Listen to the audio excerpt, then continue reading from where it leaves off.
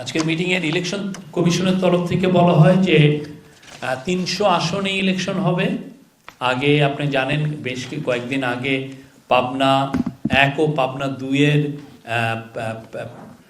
Delimitation নিয়ে একটু সংখ্যা দেখা, ডিলিমিটেশন নিয়ে কিছু কনসার্ন রেজ করার কারণে এটা একটা আনসার্টেনটিতে পড়েছিল। বাট এখন ইলেকশন কমিশন জানিয়েছে পাবনা 1 ও পাবনা 2 এ ইলেকশন হবে একই সাথে 12ই ফেব্রুয়ারি। তো আজকে হচ্ছে প্রতীক বরাদ্দের তারিখ এবং আজকে মিডনাইট থেকে ইলেকশন কমিশনের সচিব জানিয়েছেন যে পোস্টাল ব্যালটের ছাপা আজকের মিডনাইট থেকে শুরু হবে। কালকে সকালের থেকে এটা পূর্ণ দমে শুরু হবে এবং এটা ওরা ডিসাইড করবেন কখন পাঠাবেন, এটা আপনাদেরকে পরবর্তীতে জানিয়ে দেওয়া হবে। জানানো হয়েছে যে এইবারের মতো ইলেকশনে 69 জন রিটার্নিং অফিসার থাকবেন এবং প্রথমবারের মতো আঞ্চলিক নির্বাচন কর্মকর্তা, এটা হচ্ছে ঢাকা, চট্টগ্রাম, খুলনার জন্য রাখা হয়েছে। আর জেলা প্রশাসক রিটার্নিং অফিসার থাকবেন 64 জন এবং বিভাগীয় কমিশন থাকবেন আরও 2 জন। আর সহকারী রিটার্নিং অফিসার সব মিলে থাকবে 598 জন।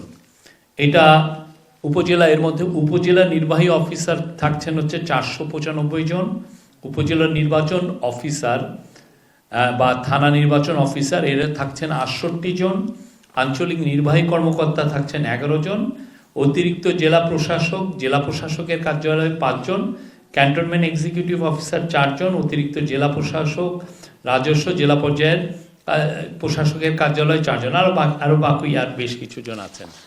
আমি আর পুরো ডিটেল পড়লাম না। আপনি জানেন মনোনয়নপত্র বিষয়ে মোট মনোনয়নপত্র দাখিলকারীর সংখ্যা ছিল 2568 জন। রাজনৈতিক দল, এর মধ্যে রাজনৈতিক দলকে রিপ্রেজেন্ট করছেন 2087 জন আর স্বতন্ত্র ছিলেন 481 জন। মনোনয়নপত্র বাতিলের সংখ্যা হচ্ছে 726 জন। বৈধভাবে মনোনীত প্রার্থীর সংখ্যা 1842 জন। অংশগ্রহণকারী রাজনৈতিক দলের সংখ্যা 51টি। মনোনয়নপত্রে বাছাইয়ের রিটার্নিং অফিসারের সিদ্ধান্তের বিরুদ্ধে মোট আপিল দায়ের করা হয়েছিল 645 জন, 645। তার মধ্যে আপিল মঞ্জুর করা হয়েছে 425টি, নামঞ্জুর করা হয়েছে 206টি, আপিল প্রত্যাহার করা হয়েছে 14টি।